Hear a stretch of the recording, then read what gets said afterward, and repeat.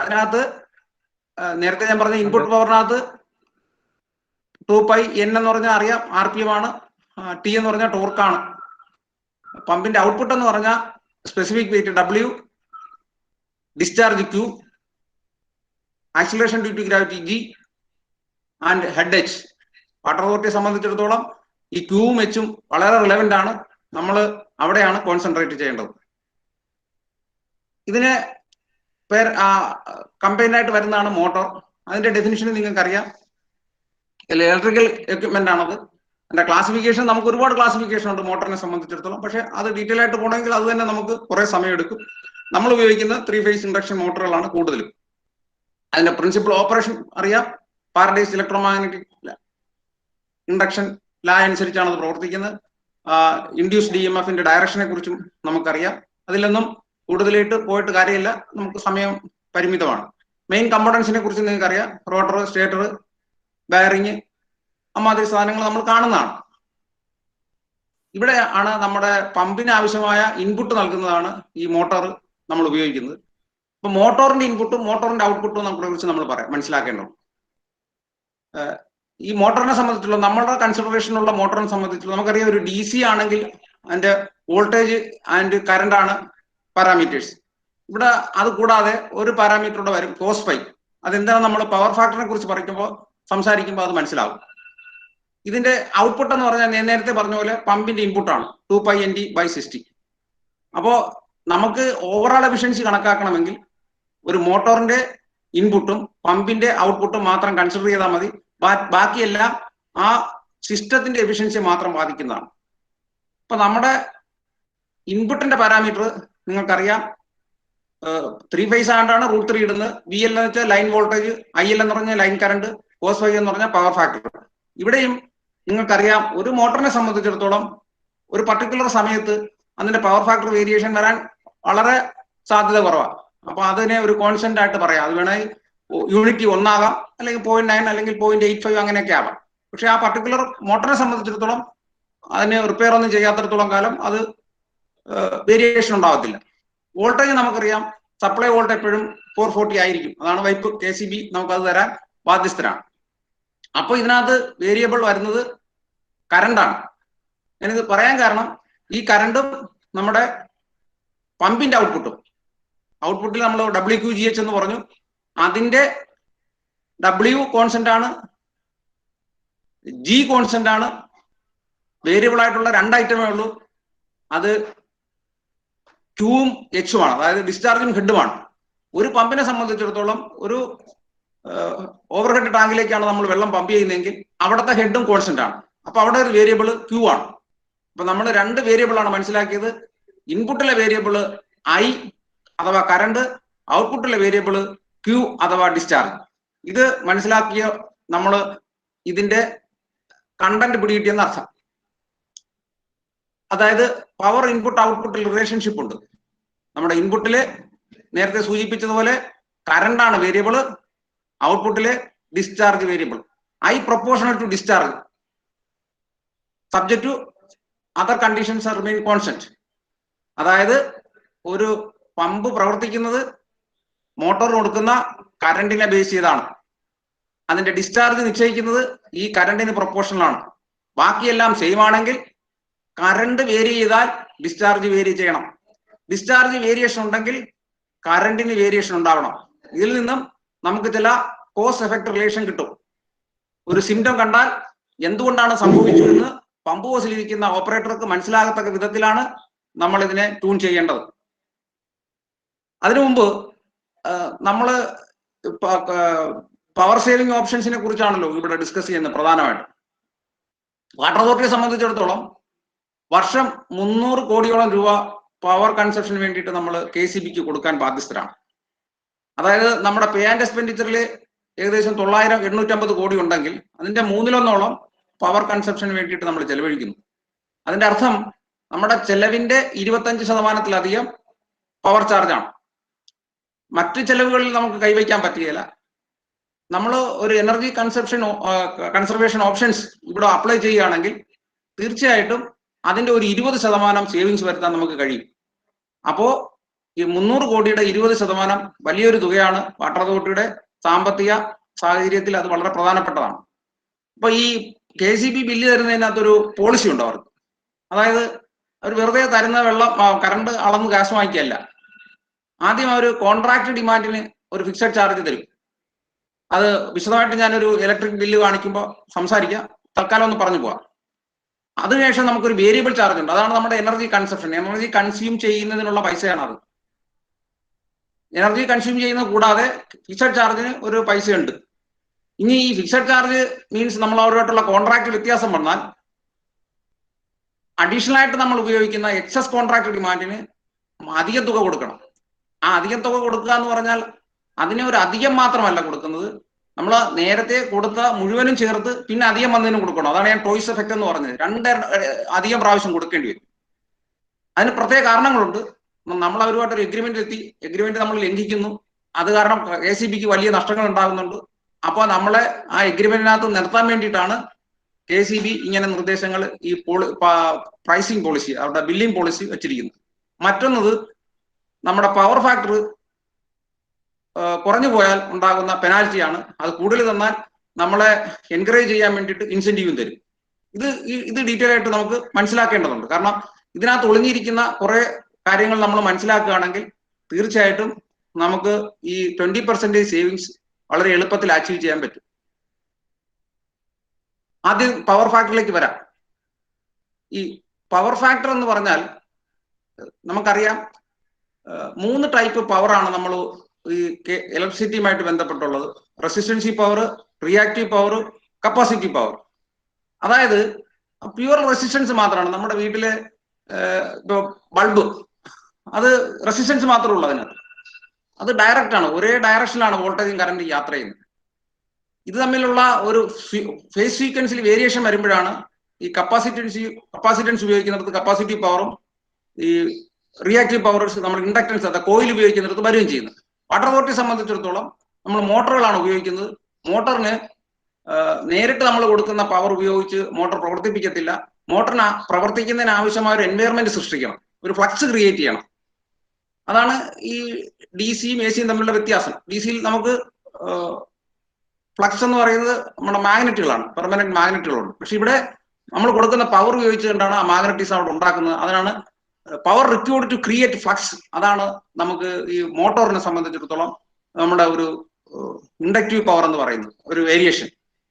അപ്പൊ അവർ KCBയിൽ നമ്മൾ എടുക്കുന്ന പവർ എല്ലാം നമുക്ക് നമ്മുടെ ഷാഫ്റ്റിലേക്ക് കിട്ടുകയില്ല. ഷാഫ്റ്റിലേക്ക് കിട്ടുന്നതിന് ആവശ്യമായ ഷാഫ്റ്റിനെ അല്ലെങ്കിൽ മോട്ടോറിനെ എക്വിപ്പ് ചെയ്യുന്നതിന് ആവശ്യമായ ഒരു പവറാണ് റിയാക്റ്റീവ് പവർ എന്ന് പറയുന്നത്. അപ്പൊ റിയാക്റ്റീവ് പവർ കൂടുതലായി കഴിഞ്ഞാൽ നമുക്ക് കുഴപ്പമുണ്ടാകും. അതുപോലെ തന്നെ ഇത് കൗണ്ട് ചെയ്യാനുള്ള സംവിധാനം KCBക്ക് ഇല്ലാത്തതുകൊണ്ട് അവർ ആ റിയാക്റ്റീവ് പവർ കൂടുതൽ എടുത്താൽ പെനാൽറ്റി തരും, കുറച്ചെടുത്താൽ നമുക്ക് ഇൻസെന്റീവ് തരും. അതാണ് പവർ ഫാക്ടർ മേൽ തരുന്ന നമുക്കുള്ള അഡ്വാൻറ്റേജും ഡിസഡ്വാൻറ്റേജും. ഇപ്പൊ കോസ് ബൈ അഥവാ പവർ ഫാക്ടർ എന്ന് പറഞ്ഞത് active power divide by total power അഥവാ true power or apparent power. ഇതിനകത്ത് ഇൻഹറന്റ് ആയിട്ടുള്ളതാണ് ഈ റിയാക്റ്റീവ് പവർ. നമ്മുടെ പ്രധാന ലക്ഷ്യം ഈ റിയാക്റ്റീവ് പവർ വളരെ കുറയ്ക്കുക എന്നുള്ളതാണ്. ഇനി ഇതിന്റെ ബേസിക് ആയിട്ട് നമുക്ക് മനസ്സിലാക്കേണ്ടത്, നമുക്കറിയാം നമ്മുടെ ടിയർ ആൻഡ് വിയർ ഉണ്ടാകുമ്പോൾ അല്ലെങ്കിൽ ഇലക്ട്രിക്കൽ കൺസപ്ഷൻ നടക്കുമ്പോൾ ഒരു ബൈ പ്രോഡക്റ്റ് പോലെ ടെമ്പറേച്ചർ ഉണ്ടാകും, തെർമൽ എനർജി അല്ലെങ്കിൽ ഹീറ്റ് എനർജി ഉണ്ടാകും. അത് നമുക്ക് ശരിക്കും ഒരു ഡിസഡ്വാൻറ്റേജ് എഫക്റ്റ് ഉണ്ടാക്കുന്ന സാധനമാണ്. അങ്ങനെ ഈ ടെമ്പറേച്ചർ ഇൻക്രീസ് ചെയ്താൽ സ്വാഭാവികമായിട്ടും റെസിസ്റ്റൻസും ഇൻക്രീസ് ചെയ്യും. നമ്മുടെ temperature coefficient of electrical conductors positive ആണ്, നെഗറ്റീവ് അല്ല. അതായത് ടെമ്പറേച്ചർ കൂടുമ്പോൾ റെസിസ്റ്റൻസ് കൂടും. അങ്ങനെ റെസിസ്റ്റൻസ് കൂടിയാൽ അത് വേറൊരു ദോഷം ഉണ്ടാക്കും. കാരണം നമുക്കറിയാം power loss, heat energy loss എന്ന് പറഞ്ഞതിന്റെ ഇക്വേഷൻ IR²T ആണ്. I എന്ന് പറഞ്ഞാൽ കറണ്ട്. അപ്പൊ കറണ്ട് കൂടിയ ദോഷം ഉണ്ടാകും. റെസിസ്റ്റൻസ് കറണ്ട് കൂടിയാൽ തന്നെ റെസിസ്റ്റൻസും കൂടും. പിന്നെ റെസിസ്റ്റൻസ് കൂടിയാലല്ലേ ദോഷം ഉണ്ടാകും. I² എന്ന് പറഞ്ഞാൽ നമുക്ക് മനസ്സിലാകാം, ഒരു യൂണിറ്റ് ആംബിയർ, 1 ആംബിയർ എന്നുള്ളത് 2 ആംബിയർ ആയി കഴിഞ്ഞാൽ അതിന്റെ പവർ ലോസ് 4ലേക്ക് ബാധിക്കും. അപ്പൊ അതിന് വലിയ ഇമ്പോർട്ടൻസ് ഉണ്ട്. ആ ഒരു ശാസ്ത്രീയ ബോധം ഉണ്ടാകാൻ വേണ്ടിയിട്ടാണ് ഞാൻ ഇത്രയും പറഞ്ഞത്. നമുക്ക് തുടർന്നുള്ള ക്ലാസ്സുകളിൽ സംസാരത്തിൽ നിന്ന് മനസ്സിലാകും. മറ്റൊന്ന്, ഒരു ബേസിക് കൺസെപ്റ്റ് നമ്മൾ ഏറെക്കുറെ പറഞ്ഞു കഴിഞ്ഞു, അതുകൊണ്ടാണ് ഇത്ര സ്പീഡിൽ പോയത്. അടുത്തത് നമ്മൾ മോട്ടോറുകളാണ്. നമ്മുടെ അറിയാമല്ലോ, നമുക്ക് മെയിൻ്റെനൻസ് ചാർജ് വലിയ തുകയാകുന്നു. നമ്മുടെ മെയിൻ്റനൻസ് ചാർജ് തുക കൂടുന്നു എന്നതിലുപരി വലിയ രൂപത്തിലുള്ള ബ്രേക്ക് ഡൗൺ ഉണ്ടാകുകയും നാട്ടുകാരിൽ നിന്നും ജനപ്രതിനിധികളിൽ നിന്നും ഒക്കെ നമുക്ക് വലിയ എതിർപ്പ് നേരിടുകയും ചെയ്യുന്നു. പക്ഷെ യഥാർത്ഥത്തിൽ ഒരു മോട്ടോർ കത്തുക എന്ന് പറഞ്ഞാൽ ഈ മോട്ടോർ വളരെ സുരക്ഷിതമായ ഒരു സംവിധാനത്തിലാണ് ഈ ഇലക്ട്രിക്കൽ മെക്കാനിസം സൂക്ഷിച്ചിരിക്കുന്നത്. അതിന്റെ ഒരു പവർ ലൈൻ ഡയഗ്രാം ഞാനിവിടെ പറഞ്ഞു തരാം, സൂചിപ്പിക്കാം. ആദ്യം നമുക്കറിയാം, നമ്മൾ ഒരു ട്രാൻസ്ഫോമർ വഴിയാണ് ആദ്യം നമുക്ക് സപ്ലൈ എത്തുന്നത്. അവിടെ നമുക്കൊരു AB സ്വിച്ച് ഉണ്ടാവും, എയർ ബ്രേക്ക് സ്വിച്ച് എന്ന് പറയും. പിന്നെ നമ്മൾ പലപ്പോഴും പറയാം ഡി ഓഫ് ഫ്യൂസ് പോയെന്ന് പറയാം, ഡ്രോപ്പ് ഓപ്പൺ ഫ്യൂസ്. ആ AB സ്വിച്ച് കഴിഞ്ഞ് നമുക്കൊരു സ്വിച്ച്, ഒരു ഫ്യൂസ് കാരിയറും ഫ്യൂസും ഒക്കെ ഉള്ളത് നമുക്ക് നേരിട്ട് കാണാം നമ്മുടെ ട്രാൻസ്ഫോമറിന്റെ, KCBയുടെ ട്രാൻസ്ഫോമറിന്റെ അടുത്ത് തന്നെ. അത് കഴിയുമ്പോൾ നമ്മുടെ ട്രാൻസ്ഫോമറിലേക്ക് എത്തുന്നതിന് മുമ്പ് എയർ സർക്യൂട്ട് ബ്രേക്കറോ വാക്വം സർക്യൂട്ട് ബ്രേക്കറുകളോ ലോഡ് ബ്രേക്ക് സ്വിച്ചസുകളോ ഏതെങ്കിലുമൊക്കെ ഉണ്ടാവും. അത് കഴിഞ്ഞ് ട്രാൻസ്ഫോമർ ഉണ്ടാവും. ഈ ട്രാൻസ്ഫോമർ എന്ന് പറഞ്ഞാൽ വളരെ പാവം പിടിച്ച ഒരു സാധനമാണ്. അതിനകത്ത് നിന്ന് എഫിഷ്യൻസി, നല്ല എഫിഷ്യൻസിയാണ്, 95% എഫിഷ്യൻസി കിട്ടുന്ന സാധനമാണ് ട്രാൻസ്ഫോമർ. പക്ഷെ ഒരു പ്രശ്നം എന്ന് വെച്ചാൽ നമ്മൾ കൺസ്യൂം ചെയ്യുന്ന മുഴുവൻ പവറും മുഴുവൻ എനർജിയും മുഴുവൻ ഇലക്ട്രിസിറ്റിയും ഈ ട്രാൻസ്ഫോമറിലൂടെയാണ് വരുന്നത്. അപ്പൊ അതിന്റെ 1% എന്ന് പറയുമ്പോൾ നല്ലതായിട്ട് വരും. പക്ഷെ മോട്ടോർ ആകുമ്പോൾ ഇൻഡിവിജ്വൽ ആയിട്ടാണ് നമ്മൾ നോക്കുന്നത്. ഒരു മോട്ടോറിന് എഫിഷ്യൻസി കുറവാന്ന് പറഞ്ഞാൽ ആ മോട്ടറിനെ മാത്രമേ ബാധിക്കത്തുള്ളൂ. മറ്റേ ഏത് മോട്ടോർ എടുത്താലും ട്രാൻസ്ഫോമറിന്റെ എഫിഷ്യൻസി കുറവാണെങ്കിൽ നമുക്ക് മൊത്തത്തിൽ പവർ ചാർജിനെ അത് ബാധിക്കും. പക്ഷെ എന്നിരുന്നാലും നമ്മുടെ ഭാഗ്യത്തിന് ട്രാൻസ്ഫോമർ നല്ല എഫിഷ്യന്റ് ആയിട്ടുള്ള സാധനമാണ്, നമ്മൾ കുഴപ്പമാക്കിയില്ലെങ്കിൽ. അങ്ങനെ ട്രാൻസ്ഫോമർ കഴിഞ്ഞ് നമുക്ക് മെയിൻ സ്വിച്ചുകളുണ്ട്, സ്വിച്ച് ഡിസ്കണക്ടിങ് ഫ്യൂസുകളോ എന്തെങ്കിലും ഉണ്ടാവും. ഈ സാധനത്തിനകത്ത് എല്ലാം നമ്മുടെ ഒരു സെക്യൂരിറ്റി അലർട്ടുള്ള സാധനമാണ്, പ്രൊട്ടക്റ്റീവ് ഡിവൈസ് ആയിട്ട് പ്രവർത്തിക്കുന്നതാണ്. അതായത് നമ്മുടെ പമ്പിന്റെ ഭാഗമായിട്ടുണ്ടാകുന്ന ലോഡ് വേരിയേഷൻ ആ സിസ്റ്റത്തിന് താങ്ങാൻ കഴിയുന്നില്ലെങ്കിൽ അതിനെ സംരക്ഷിക്കുവാനുള്ള മെക്കാനിസമാണ് ഇതെല്ലാം. അത് കഴിഞ്ഞ് ട്രാൻസ്ഫോമർ കഴിഞ്ഞ് ACB കഴിഞ്ഞ് MCCB, moulded case circuit breaker കഴിഞ്ഞിട്ട് പിന്നെ നമുക്ക് വരുന്നതാണ് സ്റ്റാർട്ടർ. ഈ സ്റ്റാർട്ടറിനകത്ത് പല ടൈപ്പ് സ്റ്റാർട്ടർ ഉണ്ട്. അവിടെ റിക്വയർമെന്റ്സ് അനുസരിച്ച് സോഫ്റ്റ് സ്റ്റാർട്ടറുകളുണ്ട്, ഓട്ടോ ട്രാൻസ്ഫോമർ സ്റ്റാർട്ടർ ഉണ്ട്, DOL സ്റ്റാർട്ടർ ഉണ്ട്, സ്റ്റാർ ഡാറ്റ സ്റ്റാർട്ടർ ഉണ്ട്, FCMA ഉണ്ട്, ഫ്ലക്സ് കോമ്പൻസേറ്റഡ് മാഗ്നറ്റിക് ആംപ്ലിഫയർ എന്ന് പറയുന്ന നമ്മൾ വലിയ കാണുന്ന 100 HP കൂടുതലുള്ള സ്ഥലത്തൊക്കെ വാട്ടർ തോട്ട് ഉപയോഗിക്കുന്ന FCMA സ്റ്റാർട്ടറുകളാണ്. ഇപ്പൊ അതുകൂടാതെ വേരിയബിൾ ഫ്രീക്വൻസി ഡ്രൈവ് എന്ന് പറയുന്ന ഒരു സ്റ്റാർട്ടിംഗ് മെക്കാനിസം ഉണ്ട്. അതായത് നമുക്ക് സാധാരണ സ്റ്റാർട്ടർ ഉപയോഗിച്ച് നമ്മുടെ സപ്ലൈ വേരിയേഷൻ ചെയ്യാൻ പറ്റത്തില്ല.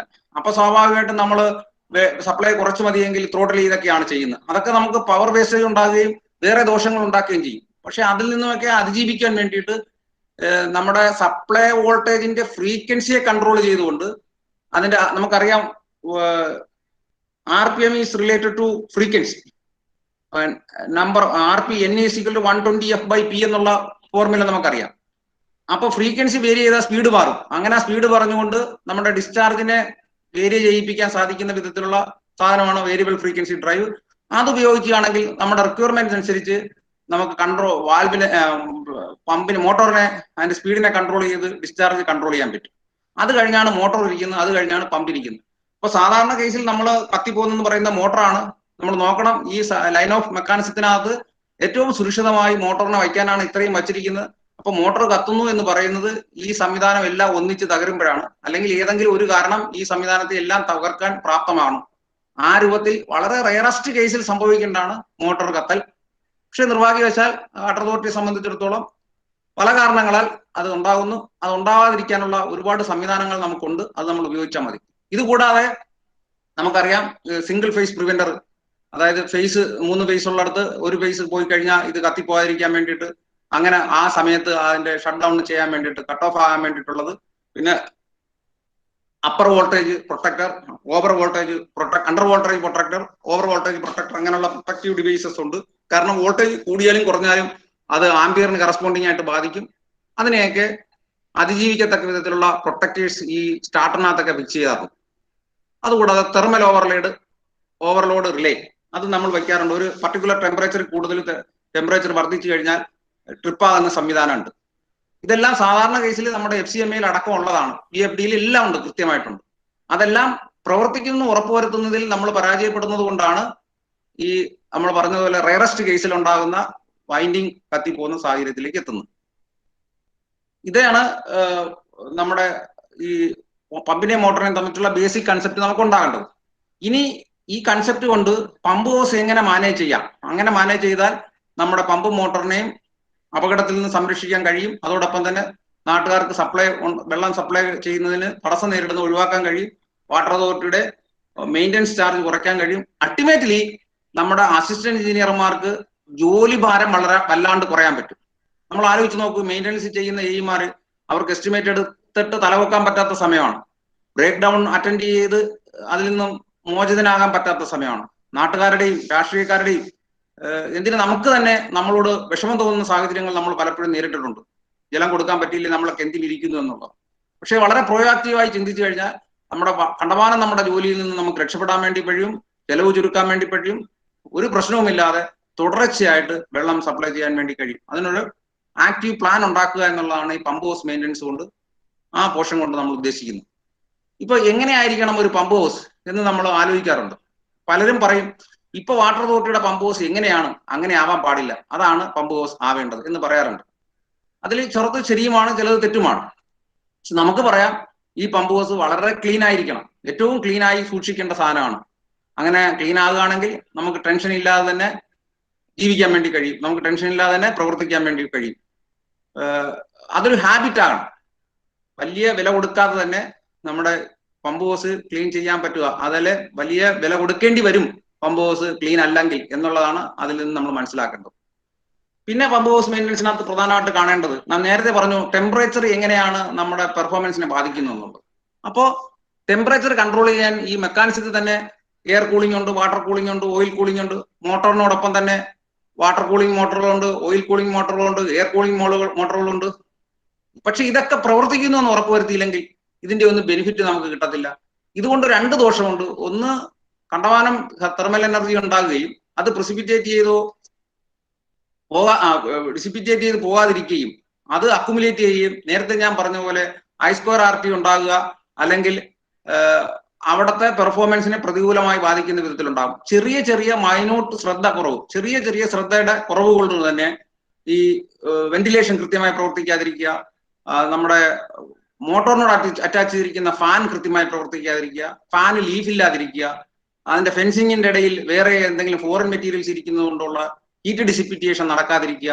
ഇത് കൂടാതെ നമ്മുടെ അത് അടുത്തതിലേക്ക് വരുമ്പോൾ ഞാൻ പറയാം, ഈ കൂളിംഗ് സിസ്റ്റം നമ്മൾ ആർട്ടിഫിഷ്യലായിട്ട് ഉണ്ടാക്കിയ കൂളിംഗ് സിസ്റ്റത്തിന് ബ്രേക്ക് ഡൗൺ ഉണ്ടാകുക, ഇതെല്ലാം ഈ നമ്മുടെ ടെമ്പറേച്ചർ കൺട്രോളിന്റെ പ്രാധാന്യത്തെക്കുറിച്ച് ചൂണ്ടിക്കാണിക്കുകയാണ്. ഒരുപക്ഷെ ഈ ശ്രദ്ധക്കുറവൊക്കെ ആയിരിക്കും ഒരു റയറസ്റ്റ് കേസിലേക്ക് നമ്മളെ എത്തിക്കുക. മറ്റൊന്ന് ഈ ഷാഫ്റ്റ് അലൈൻമെന്റ് ആണ്. അലൈൻമെന്റ് കൃത്യമല്ല എങ്കിൽ അത് പമ്പിനെയും മോട്ടറിനെയും ബാധിക്കുകയും ടിയർ ആൻഡ് വിയർ കൂടുകയും ബയറിങ്ങിന് കംപ്ലൈന്റ് ആകുകയും പവർ കൂടുതൽ കൺസ്യൂം ചെയ്യുകയും അതനുസരിച്ച് ഡിസ്ചാർജ് ഉണ്ടാകാതെയും ചെയ്യുകയും കോൺസെൻട്രിക് ആയിട്ട് കറങ്ങുകയും ഒക്കെ ചെയ്യും. അതും നമുക്കൊരു വലിയ ദോഷത്തിലേക്ക് എത്തിക്കും. അപ്പൊ അതുകൊണ്ട് അതിന്റെ അലൈൻമെന്റ് കൃത്യമാക്കി നോക്കുക എന്നുള്ളത് ഈ പമ്പ് ഹൗസ് മെയിൻ്റനൻസിന്റെ പ്രധാനപ്പെട്ട കാര്യമാണ്. മറ്റൊന്ന്, നിങ്ങൾക്കറിയാം പമ്പ് ഹൗസിൽ ചെന്ന് കഴിഞ്ഞാൽ എപ്പോഴും വെള്ളമായിരിക്കും. അപ്പോ ശരിക്കും ഈ പമ്പ് ഹൗസ് എന്ന് പറഞ്ഞാൽ ഡ്രൈ ആവേണ്ട സ്ഥാപനമാണ്. ഒരു തുള്ളി വെള്ളം പോലും അതിനകത്ത് വരാൻ പാടില്ല.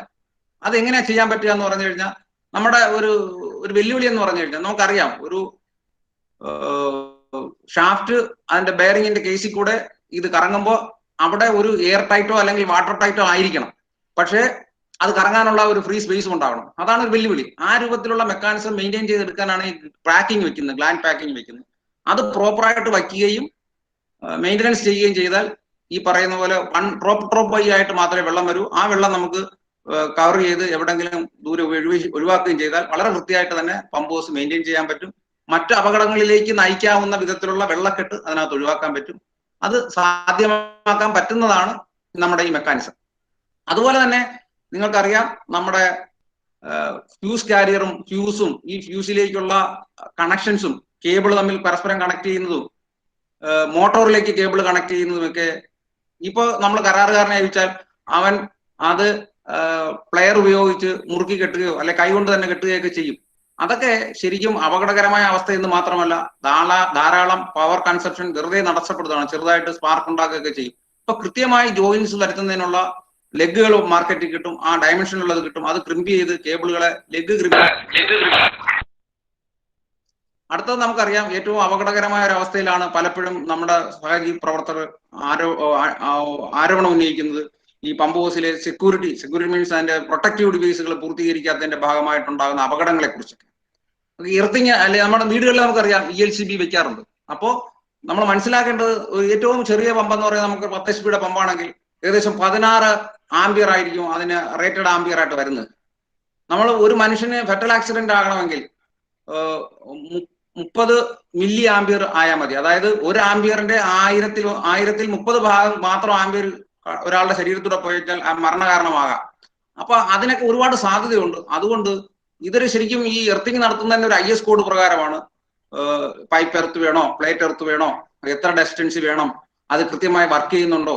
പലപ്പോഴും നമുക്കറിയാം പമ്പോസിൽ പോയി കഴിഞ്ഞാൽ അവിടെ എർത്തിങ് ഉണ്ടാവില്ല, അല്ലെങ്കിൽ ഒരു പൈപ്പ് ഉണ്ടാവും. ആ പൈപ്പിനെ അടുത്ത വീട്ടിലെ പശു കെട്ടുന്ന ആൾക്കാർ അതിനെ പശുവിനെ കെട്ടിക്കാൻ ഉപയോഗിക്കുകയായിരിക്കും. പശു പോകുമ്പോൾ ആ എർത്ത് പൈപ്പും കൂടെ അതിന്റെ കൂടെ പോകും. പിന്നെ ഇതാരും ശ്രദ്ധിക്കാറില്ല. അപകടം ഉണ്ടാകുമ്പോഴായിരിക്കും ഇതൊക്കെ വരുന്നത്.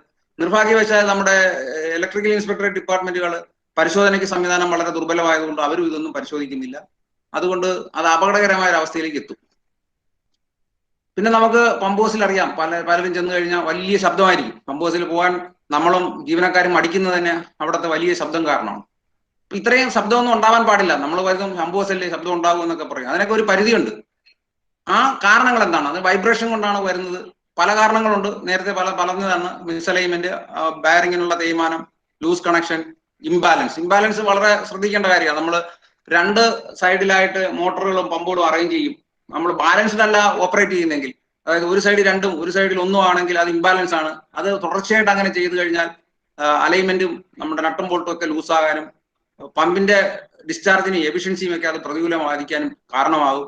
പക്ഷെ പരമാവധി സമയത്ത് നമ്മൾ ബാലൻസ് ചെയ്യാനുള്ള ഒരു ശ്രമം, ഇതിനെക്കുറിച്ച് നോഹൗ ഉണ്ടെങ്കിൽ ആ ഓപ്പറേറ്റർമാർ അത് കൃത്യമായി ചെയ്യും. പക്ഷെ നിർഭാഗ്യവശാൽ അത് സാധിക്കാത്ത സാഹചര്യമുണ്ട്. നമ്മുടെ സ്റ്റാൻഡ് ബൈ ഒന്നും കൃത്യമായി വർക്ക് ചെയ്യുന്നില്ലെങ്കിൽ അതിന്റെ പുറകെ നമുക്ക് പോകാൻ പറ്റുകയില്ല. പിന്നെ പ്രധാനമായിട്ടുള്ളത് ഞാൻ പറയാതെ തന്നെ നിങ്ങൾക്ക് അറിയാം, വാൽവുകളാണ്. ആ വാൽവുകളിന് ഓരോന്നിനും ഓരോ ഫംഗ്ഷൻ ഉണ്ട്. ആ വാൽവുകളെല്ലാം പ്രത്യേകിച്ച് എയർ വാൽവുകൾ, പ്രഷർ റിലീഫ് വാൽവുകൾ ഉണ്ടെങ്കിൽ അത് പ്രവർത്തിക്കുന്നു ഉറപ്പുവരുത്തണം. എയർ വാൽവുകൾ ഇംബാലൻസിനെ കുറിച്ച് ഒന്നുകൂടെ വ്യക്തമായിട്ട് പറയാമോ? പറയാം. സാർ അത് മൊത്തം പൂർത്തീകരിച്ചിട്ട് പറഞ്ഞാൽ പോരെ? ഞാൻ നോട്ട് ചെയ്ത് വെച്ചേക്കാം. മതി, അങ്ങനെ മതി, അവസാനം പറഞ്ഞാൽ മതി. Thank you. പിന്നെ മെയിൻ്റനൻസ് ഓഫ് ലോഗ്. പമ്പോസിൽ നമുക്ക് ഇപ്പോഴറിയാം, ഇപ്പൊ ഓട്ടോമേഷൻ വരികയാണ്. ഓട്ടോമേഷൻ ആകുമ്പോൾ ലോഗ് എന്തിനാന്ന് ചോദിക്കും. ലോഗ് വേണ്ട. യഥാർത്ഥത്തിൽ എന്തുകൊണ്ടാണ് ലോഗ് വേണ്ടാത്തത്? നമ്മൾ ലോഗ് എഴുതുന്നത് എന്തിനാണ്? ആംബിയർ റേറ്റിംഗും ആ പർട്ടിക്കുലർ മണിക്കൂറിലെ ആംബിയറും വോൾട്ടേജും എത്രയാണെന്ന് എഴുതി വെക്കാനാണ്. ഓട്ടോമേഷനോടൊപ്പം ഈ ആംബിയറുകൾ, അതായത് ഇപ്പൊ നമ്മൾ 10 HP ഒരു മോട്ടറാണ്, 16 HP ആണ് അതിന്റെ റേറ്റഡ് ആംബിയർ, 16 ആംബിയർ ആണ് അതിന്റെ റേറ്റഡ് കറണ്ട്. അപ്പൊ നമ്മൾ 17 ആംബിയറിലേക്ക് പോകുന്നെങ്കിൽ ഓട്ടോമാറ്റിക് ആയിട്ട് കട്ട് ഓഫ് ആകാൻ വേണ്ടിയിട്ടുള്ള മെക്കാനിസം അതിനോടൊപ്പം ഉണ്ടെങ്കിൽ നമ്മൾ ആംബിയർ റേറ്റിംഗ് എഴുതി വെക്കുന്നതിൽ അർത്ഥമില്ല. അപ്പോൾ ഓട്ടോമേറ്റഡ് ആകുമ്പോൾ അതിനകത്ത് അതുണ്ട്, അതുകൊണ്ട് വേണ്ട. പക്ഷെ നമ്മൾ ഓപ്പറേറ്റർ ഇരിക്കുമ്പോൾ തീർച്ചയായിട്ടും എത്ര പ്രാവശ്യം 16 ആംബിയറിന് മേളിൽ പോയി എന്നറിയാൻ, അതുകൂടാതെ അവിടെ ഓട്ടോമേറ്റഡ് അല്ലെങ്കിൽ അത് ഓഫ് ചെയ്യാൻ നമ്മൾ ലോഗ് കൃത്യമായിട്ട് എഴുതണം. അതുപോലെ വോൾട്ടേജ്, നമ്മളിപ്പോ വോൾട്ടേജ് വളരെ ഫ്ലക്ച്വേഷൻ ഉള്ള സ്ഥലമാണ്. KCB നമുക്ക് അണ്ടർ വോൾട്ടേജ് ആണ് തരുന്നത്. നമുക്ക് KCB അപ്രോച്ച് ചെയ്യണമെങ്കിൽ തീർച്ചയായിട്ടും അത് ഏത് സമയത്താണ് വോൾട്ടേജ് കുറയുന്നത് എന്നറിയണം. KCB അപ്രോച്ച് കഴിഞ്ഞാൽ അവർക്ക് വളരെ സിമ്പിൾ ആയിട്ട് ടാപ്പ് ചെയ്ത് നമുക്ക് വോൾട്ടേജ് കൂട്ടിത്തരാൻ പറ്റും. പക്ഷെ അത് സംബന്ധിച്ചുള്ള ഡോക്യുമെന്റേഷനും അവരോടത് പറയുവാനും നമുക്ക് കഴിയണമെങ്കിൽ ലോഗ് വേണം. അതല്ലെങ്കിൽ നമ്മൾ തെറ്റായി പറയുകയും അവർ വോൾട്ടേജ് ടാപ്പ് ചെയ്ത് കൂടുതൽ തരികയും പിറ്റേ ദിവസം നമ്മുടെ മോട്ടോർ കത്തിപ്പോകുന്ന സാഹചര്യം ഉണ്ടാകുകയും ചെയ്യും. അപ്പൊ ലോഗ് കൃത്യമായി മെയിൻറ്റെയിൻ ചെയ്യണം. അത് ഇല്ലെങ്കിൽ വലിയ അപകടം ഉണ്ടാകും. ഓട്ടോമേറ്റഡ് ആണെങ്കിൽ ലോഗ് ഇല്ലെങ്കിലും കുഴപ്പമില്ല. കാരണം അവർ അണ്ടർ വോൾട്ടേജും ഓവർ വോൾട്ടേജും ഒക്കെ സെറ്റ് ചെയ്ത് വെച്ചിട്ടുണ്ടാവും. വോൾട്ടേജ് വേരിയേഷൻ ഉണ്ടാകുമ്പോൾ ഓട്ടോമാറ്റിക് ആയിട്ട് തന്നെ സപ്ലൈ പമ്പിങ് നിന്ന് പോകും. അടുത്ത് നമ്മൾ പമ്പ് ഹൗസ് സൂക്ഷിക്കേണ്ട ഗേജസ് പമ്പിന് വേണ്ട. അത് നിങ്ങൾക്ക് അറിയാം. അമീറ്റർ, വോൾട്ട്മീറ്റർ, ഞാൻ നേരത്തെ പറഞ്ഞു. അമീറ്റർ കൃത്യമായിട്ടുണ്ട് എന്ന് ഉറപ്പുവരുത്തണം, അത് പ്രവർത്തിക്കുന്ന ഉറപ്പുവരുത്തണം. വോൾട്ട്മീറ്റർ ഉണ്ട്, അത് പ്രവർത്തിക്കുന്ന ഉറപ്പുവരുത്തണം. തെർമോമീറ്റർ, പ്രഷർ ഗേജ്, അതൊക്കെ നമുക്ക് ആശ്ചര്യമായിട്ട് തോന്നും. പക്ഷെ അതിനെല്ലാം അതിൻ്റെതായ ഇമ്പോർട്ടൻസ് ഉണ്ട്. അതുപോലെ തന്നെ ഈ മോട്ടോർ മീറ്ററുകൾ ഉണ്ടായിട്ട് കഥയില്ല. നമുക്കറിയാം, ഒരു അമീറ്റർ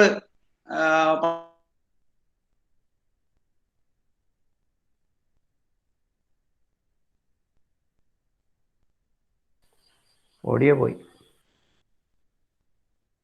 നമ്മൾ കാലിബ്രേറ്റ് ചെയ്യണം. ഇത് കാലിബ്രേറ്റ് ചെയ്യാനൊന്നും ഒരു പാടുള്ളതല്ല. ഒരു സെക്ഷനിലോ ഒരു സബ് ഡിവിഷനിലോ ഒരു ക്ലാമ്പ് മീറ്റർ ഉണ്ടെങ്കിൽ മന്ത്ലി ആയിട്ട് നമുക്ക് കാലിബ്രേറ്റ് ചെയ്താൽ ആ റീഡിങ് എഴുതി വയ്ക്കാം. നമുക്ക് കറക്റ്റീവ് ഫാക്ടർ വെച്ച് മാനേജ് ചെയ്യാൻ പറ്റുന്നില്ല എങ്കിൽ പുതിയ മീറ്ററുകൾ റീപ്ലേസ് ചെയ്യേണ്ടതുണ്ട്. ഇതിനൊന്നും വലിയ വിലയില്ല. ഏകദേശം 500-600 രൂപ കൊടുത്താൽ നല്ല ക്വാളിറ്റിയുള്ള ആ മീറ്ററുകൾ നമുക്ക് കിട്ടും. മറ്റൊന്ന് നമ്മുടെ പമ്പ് ഹൗസ് മെയിൻ്റനൻസ് ആണ്. പമ്പ് ഹൗസ് മെയിൻ്റനൻസ് ഡയറക്റ്റ് ആയിട്ടുള്ള മെയിൻ്റനൻസ്. എങ്ങനെയാണ് മെയിൻ്റനൻസ് നടത്തേണ്ടതെന്ന് നമുക്കറിയാം. ഇത് പുതുതായിട്ടൊന്നും പറയാനില്ല. 2 ടൈപ്പ് മെയിൻ്റനൻസ് ഉണ്ട്. ബ്രേക്ക് ഡൗൺ മെയിൻ്റനൻസ് ഉണ്ട്, പ്രിവെന്റീവ് മെയിൻ്റനൻസ് ഉണ്ട്. പിന്നൊരു ഷെഡ്യൂൾഡ് മെയിൻ്റനൻസ് ഉണ്ട്. അതും ഈ പ്രിവെന്റീവ് മെയിൻ്റനൻസിന്റെ ഭാഗമായി കാണാം. ബ്രേക്ക് ഡൗൺ മെയിൻ്റനൻസ് പറയാതെ തന്നെ അറിയാം കുഴപ്പമുണ്ടായി. അതെങ്ങനെയാണ് നമ്മളിപ്പോൾ വാട്ടർ അതോറിറ്റി മാനേജ് ചെയ്യുന്നത്, അതാണ് break down maintenance. Preventive maintenance ചെയ്ത് കഴിഞ്ഞാൽ തീർച്ചയായിട്ടും ബ്രേക്ക് ഡൗൺ ഒഴിവാക്കാൻ കിട്ടും. ഈ പറഞ്ഞ പോലെ റയറസ്റ്റ് കാഷ്വാലിറ്റി ഒഴിവാക്കാൻ പറ്റും. പമ്പ് ഹൗസിലെ നമ്മൾ പാനൽ ബോർഡ് ശ്രദ്ധിക്കേണ്ട ഒരു കാര്യമാണ്. പാനൽ ബോർഡ് മെയിൻ്റനൻസ് എങ്ങനെയാണ് നമ്മളറിയാം. നമ്മൾ ഒരു 10 സ്പീഡ് ഒരു പമ്പ് ഹൗസ് ഉണ്ടാക്കുകയാണെങ്കിൽ, അല്ലെങ്കിൽ 50 സ്പീഡ് അല്ലെങ്കിൽ ഒരു 100 സ്പീഡ് ഒക്കെ ഉണ്ടാക്കുകയാണെങ്കിൽ പാനൽ ബോർഡ് വയ്ക്കുമ്പോൾ തന്നെ നമ്മൾ തീരുമാനിക്കും ഇനി ഒരു സ്റ്റാൻഡ് ബൈ വേണം, അപ്പൊ കുറച്ചധികം സ്ഥലം ഉണ്ടാക്കിയിടണം, അന്ന് പിന്നെ പാനൽ ബോർഡിന് പോകണ്ടല്ലോ എന്നൊക്കെ പറഞ്ഞ് കുറെ കപ്പ് ബോർഡ് പോലൊക്കെ സാധനങ്ങൾ വയ്ക്കും. പക്ഷെ നമ്മൾ അങ്ങനെയൊക്കെ വയ്ക്കുമെങ്കിലും ആൾക്കാർ വേറെ പല ആവശ്യത്തിന് ഉപയോഗിക്കും, അല്ലെങ്കിൽ എലി കയറിയിരിക്കും, പൂച്ച കയറിയിരിക്കും. അതൊക്കെ വലിയ അപകടത്തിലേക്ക് കലാശിക്കുന്ന സംഭവം ഉണ്ടായിട്ടുണ്ട്. ഇത് നിരന്തരം നമുക്ക് നിരീക്ഷിക്കുമ്പോൾ മനസ്സിലാക്കാൻ പറ്റും. നമ്മുടെ ഫാൾട്ട് കൊണ്ടാണ്, നമ്മളത് പുറത്തും പറയത്തില്ല. ഇപ്പൊ പാനൽ ബോർഡ് ആ പ്രോട്ടോകോൾ അനുസരിച്ച് തന്നെ നമ്മൾ മെയിൻറ്റെയിൻ ചെയ്യണം. അതുപോലെ തന്നെ ഹൈ റപ്ചർ ഫ്യൂസ് നമ്മൾ വയ്ക്കുമ്പോൾ, ഹൈ റപ്ചർ കപ്പാസിറ്റി ഫ്യൂസുകൾ നമ്മൾ വയ്ക്കുമ്പോൾ അത് റേറ്റഡ് ആയിരിക്കണം. അതായത് 16 ആംപിയർ വരുമ്പോൾ അതിൽ കൂടുതൽ വന്നാൽ ബ്രേക്ക് ആകുന്ന വിധത്തിലുള്ള ഫ്യൂസ് വരുന്ന റെഡിമെയ്ഡ് സാധനം തന്നെ വെച്ചില്ല എങ്കിൽ നമ്മൾ കെട്ടുന്നതിനുള്ള സൗകര്യം മനസ്സിലാക്കി അതിന്റെ വലിയ റേറ്റോ അല്ലെങ്കിൽ അതിൽ കൂടുതലോ കൈകൊണ്ടോ എല്ലാം കെട്ടിയിട്ട് കഴിഞ്ഞാൽ മോട്ടോർ കത്തിയാലും ഈ ഫ്യൂസ് പോകത്തില്ല. അപ്പൊ അതിലൊക്കെ നമ്മൾ വളരെ ശ്രദ്ധിക്കണം, ചെറിയ കാര്യങ്ങളാണെങ്കിലും. അതുപോലെ തന്നെ ഇത് പീരിയോഡിക്കലായിട്ട് ക്ലീനിങ് ചെയ്യണം. കാരണം നമ്മുടെ ഈ കാലാവസ്ഥയിൽ ഒരു പ്രത്യേകതയുണ്ട്. നമുക്ക് ചൂടുകാലവും തണുപ്പ് കാലം 6 മാസം കൂടുമ്പോൾ മാറി മാറി വരും. ഈ ക്ലീൻ ചെയ്തില്ല എങ്കിൽ ഈ ചൂടുകാലത്ത് നമ്മൾ പറയുന്നത് പോലെ ഈ കൊതുക് വല സെറ്റ് ചെയ്യുക. ഇപ്പൊ തണുപ്പ് കാലം ആകുമ്പോഴത്തേക്ക് അതിന്റെ മോയ്സ്ചർ കണ്ടന്റ് കൂടും. അപ്പോ ഈ സാധനം 2 ബസ് ബാർ തമ്മിലുള്ള അകലം ഒരു 1 ഇഞ്ച് ആണ് എങ്കിൽ ഈ 1 ഇഞ്ചിൽ കവർ ചെയ്ത് ജമ്പ് ചെയ്ത് പോകാത്ത വിധത്തിലാണ് നമ്മൾ ഇതിന്റെ കറണ്ട് ഫ്ലോ സെറ്റ് ചെയ്തിരിക്കുന്നത്. പക്ഷേ ഈ തണുപ്പ് കാലവും അതിന്റെ ഇടയിൽ എന്തെങ്കിലും മെറ്റീരിയലുകൾ, ചൂടുകാലത്ത് പ്രശ്നമില്ലാതിരിക്കുന്നത് തണുപ്പ് കാലത്ത് പ്രശ്നമാകാനും സാധ്യതയുണ്ട്. അങ്ങനെയാണ് നമ്മുടെ പമ്പ് ഹൗസുകളിലെ പാനൽ ബോർഡുകൾ കത്തിപ്പോകാറുള്ളത്. ഞാൻ നേരത്തെ പറഞ്ഞ MCCBയുടെ കേസിംഗ് ഒക്കെ കത്തിപ്പോകാറുള്ളതൊക്കെ ഇങ്ങനെയാണ്. അപ്പൊ അത് നമ്മൾ പീരിയോഡിക്കലായിട്ട് നോക്കുകയും വൃത്തിയാക്കി വയ്ക്കുകയും ചെയ്യണം. അതല്ലെങ്കിൽ ഫോറിൻ മെറ്റീരിയൽസ് ഒക്കെ അവിടെ കടന്നുകൂടി കഴിഞ്ഞാൽ അതിന്റെ കണ്ടക്ടിവിറ്റിയെ മൊത്തത്തിൽ അങ്ങ് മാറ്റും, അത് അപകടത്തിലേക്ക് തീരും. അതുപോലെ തന്നെ നമ്മുടെ പാനൽ ബോർഡും ഭിത്തിയും തമ്മിലുള്ള അകലം അത് കൃത്യമായി മെയിൻറ്റെയിൻ ചെയ്യണം. അതിന് ശാസ്ത്രീയമായ വശമുണ്ട്. അത് ഹീറ്റ് ഡിസിപ്പിറ്റേറ്റ് ചെയ്ത് പോകാനും ഒരാൾക്ക് ഓപ്പറേറ്റ് ചെയ്യുവാനും ഉള്ള സൗകര്യം ഉറപ്പുവരുത്തുവാനും ഇതുപോലെ ഫോറിൻ മെറ്റീരിയൽ വല്ലതും വന്നിരിപ്പുണ്ടെങ്കിൽ അത് കണ്ടുപിടിക്കാനും ഒക്കെ വേണ്ടിയിട്ടാണ് അങ്ങനെ പറയുന്നത്. അത് ആ പ്രോട്ടോകോൾ നമ്മൾ മെയിൻറ്റെയിൻ ചെയ്യണം. അത് ഒരുപക്ഷെ ഈ പ്രോജക്റ്റ് ചെയ്യുന്ന സമയത്ത് അതൊക്കെ ആകും. നമ്മുടെ സൗകര്യം അനുസരിച്ച് നമ്മൾ മാറ്റും, കരാറുകാരന്റെ സൗകര്യത്തിനനുസരിച്ച് അയാൾ മാറ്റും. അങ്ങനെ അവസാനം അപകടത്തിലേക്ക് പോകും. ഇൻസുലേഷൻ ഉണ്ടായിരിക്കണം. ഇത് കൂടാതെയുള്ള പ്രൊട്ടക്റ്റീവ് ഡിവൈസുകളാണ് നമ്മൾ നേരത്തെ തന്നെ സംസാരിച്ചാണ് ഇതെല്ലാം. പിന്നെ അതോടൊപ്പം ഈ പ്രിവെന്റീവ് മെയിൻ്റനൻസ് നടത്തണമെന്നാണെങ്കിലും മറ്റ് സാധാരണ ബ്രേക്ക് ഡൗൺ മെയിൻ്റനൻസ് നടത്തണമെങ്കിലും നമ്മൾ നമ്മുടെ ജീവനക്കാരെ വിശ്വാസത്തിലെടുക്കുന്നതിന് ആവശ്യമായ പ്രൊട്ടക്റ്റീവ് ഡിവൈസസുകൾ നമ്മൾ ഉറപ്പുവരുത്തണം. അത് ഞാൻ വിശദമായി പറയാതെ തന്നെ നിങ്ങൾക്ക് എല്ലാവർക്കും അറിയാൻ പറ്റും. മറ്റൊന്ന് ഇതിന്റെ ഇമ്പോർട്ടൻസ് സൂചിപ്പിക്കുന്ന ഒരു കാര്യമാണ്, നമ്മൾ പവർ സേവിങ്സ് കൊണ്ട് എന്താണ് നമ്മുടെ മെച്ചം. നമുക്കറിയാം, നമ്മുടെ വീട്ടിലെ പണ്ട് KCBക്കാരുടെ ഒരു പരസ്യവാചകമുണ്ട്, നിങ്ങൾ ഒരു ബൾബ് ഓഫ് ചെയ്താൽ 2 ബൾബിന്റെ പവർ പ്രൊഡ്യൂസ് ചെയ്യുന്നത് ഒഴിവാക്കാൻ പറ്റും. നമ്മുടെ സോഴ്സിലെ 2 യൂണിറ്റ് ഉണ്ടായാലാണ് നമ്മുടെ എൻഡ് യൂസർക്ക് 1 യൂണിറ്റ് ഉപയോഗിക്കാൻ പറ്റുക. അതുപോലെ അതിന്റെ ലോസസ് അങ്ങനെയാണ്. ട്രാൻസ്മിഷൻ ലോസസ് ഉണ്ട്, ഡിസ്ട്രിബ്യൂഷൻ ലോസസ് ഉണ്ട്, ട്രാൻസ്ഫോമർ ലോസസ് ഉണ്ട്, മോട്ടോർ ലോസസ് ഉണ്ട്, പിന്നെ നമ്മുടെ മെക്കാനിക്കൽ ഉപകരണം വെച്ചാൽ മെക്കാനിക്കൽ ലോസസ് ഉണ്ട്. അങ്ങനെ എല്ലാ ലോസസുകളും കൂടെ എടുത്തു നോക്കിക്കഴിഞ്ഞാൽ അവിടെ 1 യൂണിറ്റ് 2 യൂണിറ്റ് ഉണ്ടാക്കിയാൽ നമുക്ക് 1 യൂണിറ്റ് മാത്രമേ ഉപയോഗിക്കാൻ പറ്റൂ. അത് അതിന്റെ അർത്ഥം 50%, 100%, അതായത് നമ്മൾ സേവ് ചെയ്യുന്നതിന്റെ അത്രയും കൂടെ സർക്കാരിന് സേവിങ്സ് വരും. അത് ഒരു വലിയ എഫക്റ്റ് ആണ്. അതാണ് യഥാർത്ഥത്തിൽ എനർജി കൺസർവേഷൻ ഓപ്ഷൻസിന്റെ പ്രധാന പ്രാധാന്യം. അതോടൊപ്പം തന്നെ നമ്മൾ മനസ്സിലാക്കേണ്ട ഒരു കാര്യം, നമ്മൾ പമ്പ് മോട്ടോറിന്റെ ഒരു ലൈഫ് സൈക്കിൾ എടുക്കാം. ഇത് കഴിഞ്ഞ ക്ലാസ്സിൽ നമ്മുടെ ചെയർമാൻ സൂചിപ്പിച്ചതായിരുന്നു. ആ പമ്പിന് അല്ലെങ്കിൽ മോട്ടറിന് ഒരു ഉദാഹരണം പറഞ്ഞാൽ 1 കോടി രൂപയാണ് നമ്മുടെ പ്രോജക്റ്റ് കോസ്റ്റ്. അതായത് 30 വർഷമാണ് ഒരു പമ്പ് മോട്ടർ നമ്മൾ പ്രവർത്തിപ്പിക്കുന്നുവെങ്കിൽ അതിന്റെ 30ാമത്തെ വർഷം പൂർത്തീകരിച്ച് കഴിയുമ്പോൾ നമുക്ക് 1 കോടി രൂപ എക്സ്പെൻഡിച്ചർ ആകും. അങ്ങനെയെങ്കിൽ അതിന്റെ 5%, 5 ലക്ഷം രൂപയായിരിക്കും ആ പമ്പിന്റെയും മോട്ടറിന്റെയും വില. അതിന്റെ ഓപ്പറേഷൻ ആൻഡ് മെയിൻ്റനൻസ്, ഈ 30 വർഷത്തേക്കുള്ള ഓപ്പറേഷൻ ആൻഡ് മെയിൻ്റനൻസിന് 10 ലക്ഷം രൂപ, അത് 10%. ബാക്കി 85 ലക്ഷം രൂപയും 85% നമ്മൾ പവർ ചാർജ് ആയിട്ടാണ് കൊടുക്കുന്നത്. നിങ്ങൾ ആലോചിച്ച് നോക്കൂ, ഈ ക്യാപിറ്റൽ കോസ്റ്റും O&Mഉം തന്നെ നമ്മൾ വലിയ കുഴപ്പത്തിൽ കൊണ്ട് നശിപ്പിച്ചു കളഞ്ഞാലും 15 ലക്ഷം രൂപയാണ് പോകുന്നത്. പവർ ചാർജിന്റെ 20% സേവിങ്സ് എന്ന് പറഞ്ഞാൽ ഏകദേശം 17 ലക്ഷം രൂപ വരും. അപ്പോ സേവിങ്സ് ആണെങ്കിൽ ഈ പവർ ചാർജിന്റെ കാര്യത്തിൽ നമ്മളൊരു ശ്രദ്ധ വെച്ചു കഴിഞ്ഞാൽ ക്യാപിറ്റൽ ആൻഡ് O&M എക്സ്പെൻഡിച്ചറിനേക്കാൾ കൂടുതൽ സേവിങ്സ്, അതിന്റെ മുഴുവൻ വേസ്റ്റ് ആയി പോയാലും ഈ സേവിങ്സ് വരുത്താൻ നമുക്ക് സാധ്യതയുണ്ട്. അതാണ് power charge is the major component the entire cycle നമ്മൾ പരിശോധിച്ചാൽ വരിക. ഇനി എങ്ങനെയാണ് ഞാൻ അതിനു മുമ്പ് നമ്മുടെ ഇതൂടെ കഴിഞ്ഞിട്ട് പറയാം. ഈ എനർജി കൺസർവേഷൻ ഓപ്ഷൻസ് നമുക്ക് എന്താണ് ഉണ്ടാക്കാൻ പറ്റുക, ഏതൊക്കെ വിധത്തിലാണ് അതിന്റെ അഡ്വാൻറ്റേജുകൾ. എനർജി ചാർജിൽ നമ്മൾ സ്വാഭാവികമായിട്ടും റിഡക്ഷൻ ഉണ്ടാവും. അത് നമ്മുടെ സ്ഥാപനത്തിനും ഗുണപ്രദമാകും. പിന്നെ നമ്മൾ നേരത്തെ ഞാൻ പറഞ്ഞു, നമുക്ക് വോൾട്ടേജ് ഡ്രോപ്പ് ഉണ്ടാകും. നമ്മൾ കറണ്ട് കൂടുതൽ എടുത്തു കഴിഞ്ഞാൽ സ്വാഭാവിക കമ്പണന്റ് കറണ്ടാണല്ലോ നമ്മുടെ എനർജി ചാർജിനെ കാര്യം ചെയ്യുന്ന സാധനം. അപ്പോൾ സ്വാഭാവികമായിട്ടും വോൾട്ടേജ് ഡ്രോപ്പ് ഉണ്ടാകും. ആ വോൾട്ടേജ് ഇപ്പൊ നമ്മൾ എത്രമാത്രം കറണ്ട് കൺസ്യൂം ചെയ്യുന്ന കുറയ്ക്കാമോ അത്രയും വോൾട്ടേജ് ഡ്രോപ്പിന്റെ കുറവ് പരിഹരിക്കാൻ പറ്റും. പിന്നെ എക്യുപ്മെന്റ്സ്, നമുക്ക് നേരത്തെ ഞാൻ സൂചിപ്പിച്ചതുപോലെ കറണ്ട് കൂടുതൽ ഡ്രാ ചെയ്യുന്നതനുസരിച്ച് ഈ എക്യുപ്മെന്റ്സിന്റെ ലൈഫ് കുറയും. ചൂട് കൂടുന്നതനുസരിച്ചും അതിന്റെ ടിയർ ആൻഡ് വിയർ കൂടുന്നതനുസരിച്ചും ലൈഫ് കുറയും. അപ്പോൾ കറണ്ട് കൺസപ്ഷൻ കുറയ്ക്കുകയാണെങ്കിൽ, അനാവശ്യമായി ഉപയോഗിക്കാതിരിക്കുകയാണെങ്കിൽ ലൈഫ് വർദ്ധിക്കും. അതോടൊപ്പം തന്നെ നമ്മൾ കറണ്ടിന്റെ കൺസപ്ഷൻ കുറയ്ക്കുകയാണെങ്കിൽ, അത് വേറെ ഏതെങ്കിലും വിധത്തിൽ പരിഹരിക്കപ്പെടുകയാണെങ്കിൽ ഈ പവർ പ്രൊഡ്യൂസ് ചെയ്യുന്നതിന് ആവശ്യമായ എൻവയറമെന്റിന്റെ ഒരു കോംപ്ലിമെന്റ് ഉണ്ട്. അതായത് നമ്മള് ഡാം ആണെങ്കിൽ അത്രയും പ്രദേശത്ത് വനം നശിക്കുന്നു, ആ നാട്ടുകാർക്ക് പ്രതിസന്ധി ഉണ്ടാകുന്നു. അതിൽ നിന്നുമൊക്കെ സംരക്ഷിക്കുവാൻ നമുക്ക് കഴിയും. കൂടാതെ നമ്മുടെ ടോട്ടൽ എൻട്രോപ്പി ഇൻക്രീസ് ചെയ്യും. കാരണം കൺസപ്ഷൻ കൂടുന്നതനുസരിച്ച് തെർമൽ എനർജിയുടെ വർധന ഉണ്ടാകും. Reduction in importing of fuel, നമുക്കറിയാം നമുക്ക് സ്വയം പര്യാപ്തതയില്ല, പുറത്തുനിന്ന് കൊണ്ടുവരേണ്ടി വരും. Construction of power plant can be minimised. ഇതുപോലെ തന്നെ നമ്മുടെ ഈ എനർജി സേവിങ് ഓപ്ഷൻസ് നമുക്ക് ഇൻസ്റ്റലേഷനിൽ നടത്താം, മെയിൻ്റനൻസിൽ നടത്താം. ഇൻസ്റ്റലേഷൻ നടത്തുന്നത് എങ്ങനെയാണെന്ന് വെച്ച് കഴിഞ്ഞാൽ, നമ്മൾ ഒരു പമ്പ് മോട്ടോർ വാങ്ങിക്കുമ്പോൾ തന്നെ ആ ഒപ്റ്റിമം സൈസിലുള്ള ഇമ്പല്ലറുള്ള പമ്പ് തന്നെ ആയിരിക്കണം വാങ്ങിക്കേണ്ടത്. അല്പം പോലും വേരിയേഷൻ ഉണ്ടായി കഴിഞ്ഞാൽ, ഫ്ലോ കോൺസ്റ്റന്റ് ആണ്, നമുക്ക് ഫ്ലോ വേരിയേഷൻ ആവശ്യമില്ലെങ്കിൽ അതിന്റെ മാക്സിമം സൈസ് സെറ്റ് ചെയ്ത് ആ സൈസിലുള്ള ഇമ്പല്ലർ തന്നെ നമ്മൾ വാങ്ങിക്കണം. അത് കമ്പനിക്കാർ ഡിസൈൻ ചെയ്യുന്നതുകൊണ്ട് നമ്മളെ അത് ബാധിക്കത്തില്ല. പക്ഷെ നമ്മൾ ആ ഫ്ലോ ഫിക്സ് ചെയ്യുന്നതിനകത്ത് ചില തീരുമാനങ്ങൾ നമ്മൾ എടുക്കേണ്ടി വരും. അതുപോലെ തന്നെ ഈ ലോഡ് ഫ്ലക്ച്വേഷൻസ് ഉണ്ടാകുന്നു. ഉദാഹരണം ഞാൻ പറഞ്ഞു കഴിഞ്ഞാൽ, നമ്മളൊരു റാ വാട്ടർ പമ്പ് ഹൗസ് നിന്ന് പമ്പ് ചെയ്ത് വെള്ളം വരുന്നു, അവിടെ ഫിൽട്ടർ കഴിഞ്ഞ് ക്ലിയർ വാട്ടർ പമ്പ് ഹൗസ് നിന്ന് വെള്ളം പമ്പ് ചെയ്യുന്നു. ക്ലിയർ വാട്ടർ പമ്പ് ഹൗസ് നിന്ന് ഔട്ട് ചെയ്യുന്ന വെള്ളവും റാ വാട്ടർ പമ്പ് ഹൗസ് നിന്ന് ഇൻപുട്ടായിട്ട് വരുന്ന വെള്ളവും തുല്യ അളവല്ല, ഏറെക്കുറെ തുല്യ അളവല്ലെങ്കിൽ നമുക്ക് പമ്പിങ് നിർത്തിവെക്കേണ്ടി വരികയോ ഓവർഫ്ലോ ഉണ്ടാവുകയോ ചെയ്യും. അപ്പോൾ പമ്പിങ് നിർത്തിവെക്കുന്ന ഡിസ്റ്റർബൻസ് ഒഴിവാക്കാൻ വേണ്ടി നമ്മൾ ഓവർഫ്ലോ പെർമിറ്റ് ചെയ്യുമായിരിക്കാം. അതുകൊണ്ട് എന്താ സംഭവിക്കുക, അത്രയും പവർ കൺസപ്ഷൻ നമുക്ക് വെറുതെ പോവുകയാണ്.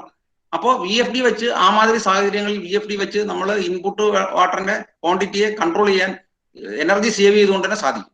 അവിടെയാണ് നമ്മൾ VFD ഇൻസ്റ്റാൾ ചെയ്യേണ്ടത്. ഞാൻ നേരത്തെ പറഞ്ഞ പോലെ ഇമ്പല്ലറിന്റെ സൈസ് പ്രധാനമാണ്.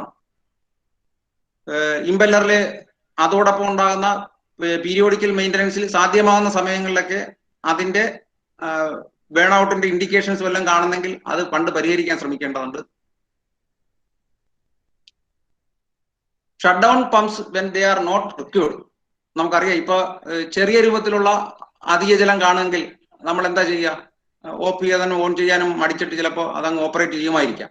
പക്ഷെ അത് നമുക്ക് എനർജി സേവിങ്സിനെ സംബന്ധിച്ചിടത്തോളം വലിയ ലോസ് ആണ്. പിന്നെ അങ്ങനെ നഷ്ടപ്പെടുന്ന വെള്ളത്തിന്റെ അളവ് സമൂഹത്തിൽ ഉണ്ടാക്കുന്നത് ബുദ്ധിമുട്ട് വളരെ വലുതാണ്. നേരത്തെ സൂചിപ്പിച്ച പോലെ ensure that packing glands and pumps are correctly adjusted, maintain clearance of tolerance at pump impellers and seals. ആ ക്ലിയറൻസ് വേരിയേഷൻ ഉണ്ടെങ്കിൽ പമ്പിന്റെ പ്രഷറൈസേഷന് വ്യത്യാസം ഉണ്ടാകും. അത് കൂടുതൽ എനർജി അല്ലെങ്കിൽ പവർ ആ മോട്ടോറിനെ കൊണ്ട് ഇടിപ്പിക്കും. Check and adjust the motor driver regularly for belt tension and coupling. നമുക്ക് ബെൽറ്റ് ഇല്ല, കപ്ലിംഗ് ആണ്, ഡയറക്റ്റ് കപ്ലിംഗ് ആണ്. ആ കപ്ലിംഗിൽ എന്തെങ്കിലും വ്യത്യാസം ഉണ്ടെങ്കിൽ കംപ്ലീറ്റ് ആയിട്ട് മോട്ടോർ കൊടുക്കുന്ന പവർ പമ്പിന് എത്തിക്കാൻ പറ്റുകയില്ല, അത് ഒഴിവാക്കേണ്ടതാണ്. ഞാൻ നേരത്തെ പറഞ്ഞ VFD വരുന്നതിന്റെ ഒരു ആവശ്യമാണ് ensure synchronisation of different stages of pumping in respect of discharge. അതായത് നമ്മൾ പമ്പ് ചെയ്യുന്ന സ്ഥലം തൊട്ട് പല പല ബൂസ്റ്റർ പമ്പിംഗ് ഒക്കെ ഉണ്ടാവും. അവസാനം എൻഡ് യൂസറും നമ്മൾ എടുക്കുന്ന അത്രയും അളവിൽ തന്നെ ഡിസ്ചാർജിലേക്ക് എത്തിയില്ലെങ്കിൽ ഇടയ്ക്ക് നമുക്ക് ഒരുപാട് നഷ്ടം ഉണ്ടാകും എന്നുള്ളതാണ് അതിനകത്ത് കാണിക്കുന്നത്. പിന്നെ avoid pumping the same water twice, അത് വളരെ പ്രധാനമാണ്. അതായത് ഉദാഹരണം ഞാൻ പറഞ്ഞാല്, നമ്മുടെ ഒരു സമ്പില്, ഒരു 3.5 മീറ്റർ ഡെപ്ത് ഉള്ള ഒരു സമ്പില് നമ്മൾ എല്ലാ സമയവും 1/2 മീറ്റർ ഡെപ്തിലാണ് വെള്ളം മെയിൻറ്റെയിൻ ചെയ്യുകയും പമ്പ് ചെയ്തുകൊണ്ടിരിക്കുകയും ചെയ്യുകയാണെങ്കിൽ ഈ 3 മീറ്റർ നമ്മൾ ഡബിൾ പമ്പിങ്. നേരെ മറിച്ച് ആ സമ്പിലെ വെള്ളം 3 മീറ്ററോളോ അല്ലെങ്കിൽ 2.5 മീറ്ററോളോ എത്തിയതിനു ശേഷമാണ് നമ്മൾ പമ്പ് ചെയ്യുന്നതെങ്കിൽ നമുക്ക് ആ 2 മീറ്റർ അല്ലെങ്കിൽ 2.5 മീറ്ററിലെ ഹെഡ് ആവശ്യമില്ല. അത് നമ്മൾ രണ്ടാമത് പമ്പ് ചെയ്യേണ്ട കാര്യമില്ല. ആ രൂപത്തിലുള്ള ഒരു ശ്രദ്ധ നടത്തുകയാണെങ്കിൽ നമുക്കറിയാം, ഒരു 30 മീറ്റർ ഹെഡിലേക്കാണ് നമ്മൾ ഈ 2 സിസ്റ്റം കൂടെ പമ്പ് ചെയ്യുന്നതെങ്കിൽ അതിന്റെ 3 മീറ്റർ എന്ന് പറഞ്ഞാൽ 10% ആണ്. പവർ കൺസപ്ഷന്റെ 10% നമ്മൾ ഡബിൾ പമ്പിങ്ങിന് വേണ്ടി നഷ്ടപ്പെടുത്തുകയാണ്. അപ്പൊ ആ സാഹചര്യങ്ങളൊക്കെ ശ്രദ്ധിച്ചു കഴിഞ്ഞാൽ നമ്മൾ ഈ 300 കോടിയിൽ 10% ആ രൂപത്തിൽ തന്നെ സേവ് ചെയ്യാൻ വേണ്ടി പറ്റും. ഇനി ഞാൻ നേരത്തെ പറഞ്ഞ പോലെ പവർ ചാർജിന്റെ ഒരു സ്ലൈഡ് കാണിച്ചിരുന്നു. അപ്പോൾ ഒരു പവർ ചാർജിന്റെ ഒരു ബില്ല് ഞാൻ കാണിച്ചു തരാം. ഇത് നിങ്ങൾ കണ്ടിട്ടുണ്ടാവും. ഇതാണ് നമ്മുടെ KCBയുടെ ഒരു HT കണക്ഷനിലേക്കുള്ള ബില്ല്. ഇത് നോക്കിയാൽ നമുക്കറിയാം നമ്മൾക്ക് എങ്ങനെയാണ് അവര് താരിഫ് ഫിക്സ് ചെയ്തിരിക്കുന്നത്. ഇത് കോൺട്രാക്ട് ഡിമാൻഡ് 470 ആണ്, KVA 470 KVA. ഇതിന്റെ 75% താഴെയാണെങ്കിൽ അവര് 75% പൈസ വെച്ച് ഫിക്സ് ചെയ്യും. ഇനി 130% 100% കൂടുതലാണെങ്കിൽ 135% വെച്ച് ഫിക്സ് ചെയ്യും. അതാണ് KVA. ഇതിനകത്ത് നമ്മൾ കാണേണ്ട ഒരു കാര്യം, നമ്മുടേത് പലതും ഒന്നീ അണ്ടർ KVA ആയിരിക്കും അല്ലെങ്കിൽ ഓവർ KVA ആയിരിക്കും. നമ്മൾ ശ്രദ്ധിക്കാറില്ല. ഇവിടെ നോക്കിയാൽ നമുക്കറിയാം ഫിക്സഡ് ചാർജ് എങ്ങനെയാണ് അവർ കണക്കാക്കുന്നത്.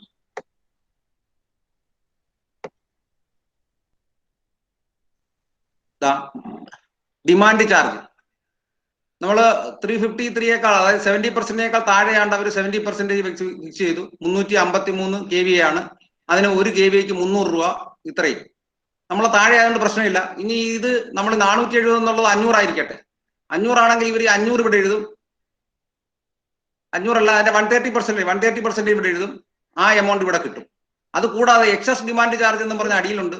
ഈ നമുക്ക് അനുവദിച്ചതിനേക്കാൾ അധികം വാങ്ങിച്ചതിന്റെ അത്രയും ക്വാണ്ടിറ്റി ഇവിടെ എഴുതും. അതിന് 150 വെച്ച് എഴുതും. അതായത് ഇത് നമുക്ക് അധികം കൊടുക്കേണ്ടി വരുന്നതാണ്. അപ്പൊ നമ്മുടെ ഡിമാൻഡ്, കോൺട്രാക്ട് ഡിമാൻഡിൽ പരിധിപ്പെടുത്തുന്ന വിധത്തിൽ നമ്മൾ ക്രമീകരിക്കുകയാണെങ്കിൽ അങ്ങനെയുള്ള എക്സസ് ഡിമാൻഡ് ഒഴിവായി കിട്ടും. അതുകൂടാതെ നമുക്ക് എനർജി ചാർജ് നമുക്കറിയാം. ഇവിടെ 5 രൂപ 50 പൈസ റേറ്റിലാണ് എനർജി ചാർജ് ഫിക്സ് ചെയ്തിരിക്കുന്നത്. നമുക്ക് നോക്കാൻ താഴോട്ട് PF ഇൻസെന്റീവ് എന്ന് കിട്ടി. അത് നമുക്ക് ഈ ബില്ലിനകത്ത് നമുക്ക് ഒരു 51,484 രൂപ ഇങ്ങോട്ട് തരും. അതാണ് ഈ മൈനസ് കാണിച്ചിരിക്കുന്നത്. ഇതെന്ന് പറഞ്ഞാൽ ഇതിന്റെ PF നിങ്ങൾക്ക് നോക്കാൻ അറിയാം. ആവറേജ് PF 1 ആണ്, യൂണിറ്റി ആണ്. ഇത് ആ പമ്പ് ഹൗസിൽ നമ്മൾ വർഷങ്ങളായിട്ട് യൂണിറ്റി മെയിൻറ്റെയിൻ ചെയ്യുകയാണ്. അതിന്റെ അർത്ഥം നമുക്ക് എല്ലാ ബില്ലിലും ആ ബില്ലിന്റെ അന്ന് ഇത് ഇച്ചിരി പഴയ ബില്ലായതുകൊണ്ട് അന്ന് നമുക്ക് 0.9 കൂടുമ്പോൾ തന്നെ ഇൻസെന്റീവ് കിട്ടുമായിരുന്നു. അങ്ങനെ കിട്ടിയതാണ് ഈ തുക. അപ്പൊ ബില്ല് കൂടുന്നതനുസരിച്ച് നമുക്ക് ഇൻസെന്റീവ് ഉണ്ടെങ്കിൽ അതും കൂടുതൽ കിട്ടും. അപ്പൊ ഈ രൂപത്തിലുള്ള ഇടപെടൽ നമുക്ക് നടത്തിയാൽ തീർച്ചയായിട്ടും നമ്മുടെ ശ്രദ്ധയ്ക്ക് അപ്പുറത്തുള്ള ഒരു സൗകര്യം, ഒരു വർധനവ് നമുക്ക് ഇതിനകത്ത് കിട്ടും.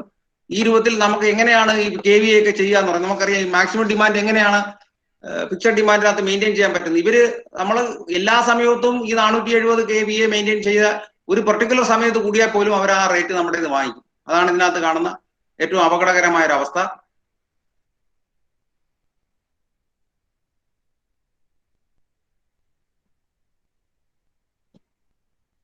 നേരത്തെ ചോദിച്ച ഒരു പ്രശ്നമാണ് ഇംബാലൻസ്.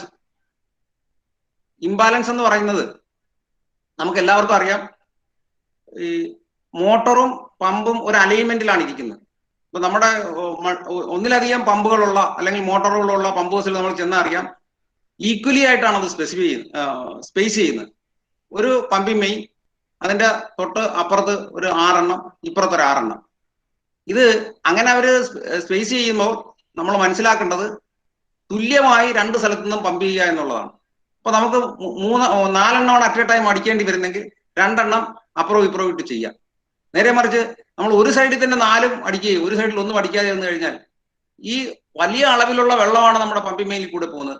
സ്വാഭാവികമായിട്ട് അതിന്റെ ലോഡ് മൊത്തം ഒരു സൈഡിലേക്ക് മാത്രമാണ്.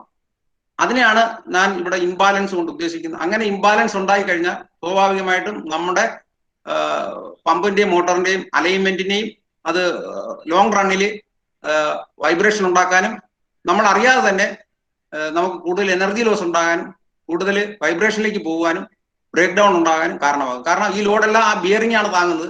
ആ ബിയറിങ്ങിന് വ്യത്യസ്തമായ രൂപത്തിലുള്ള ലോഡ് വരികയാണെങ്കിൽ കോൺസെൻട്രിക് അല്ലാതെ എസെൻട്രിക് നേച്ചറിൽ ഷാഫ്റ്റ് റൊട്ടേറ്റ് ചെയ്യേണ്ടി വരും. ഇതാണ് ഇംബാലൻസ് കൊണ്ട് ഞാൻ അവിടെ അർത്ഥമാക്കിയത്.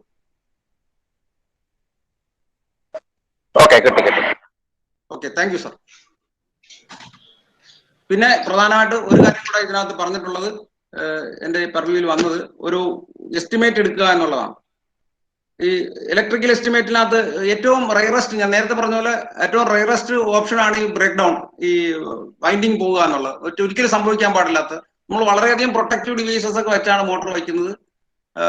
ഒരു ഉദാഹരണം പറഞ്ഞാൽ നമ്മുടെ ഇമ്പോർട്ടൻസ് മനസ്സിലാക്കാൻ വേണ്ടി ഞാൻ നേരത്തെ പറഞ്ഞ പോലെ IH-Q റിലേഷൻഷിപ്പ് നമുക്കറിയാം. ഒരു ഓപ്പറേറ്റർക്ക് ഈവൻ പമ്പിംഗ് മെയിനിൽ ഒരു ബ്രേക്ക് ഡൗൺ ഉണ്ടായാൽ, ബ്രേക്കേജ് ഉണ്ടായാൽ, കൃത്യമായി അദ്ദേഹത്തിന്റെ പമ്പ് ഹോസിൽ ഇരുന്നു കൊണ്ട് പമ്പിംഗ് മെയിനിൽ പ്രോബ്ലം ഉണ്ട് എന്ന് മനസ്സിലാക്കാൻ നമ്മളെ വാൺ ചെയ്യാനും പറ്റും.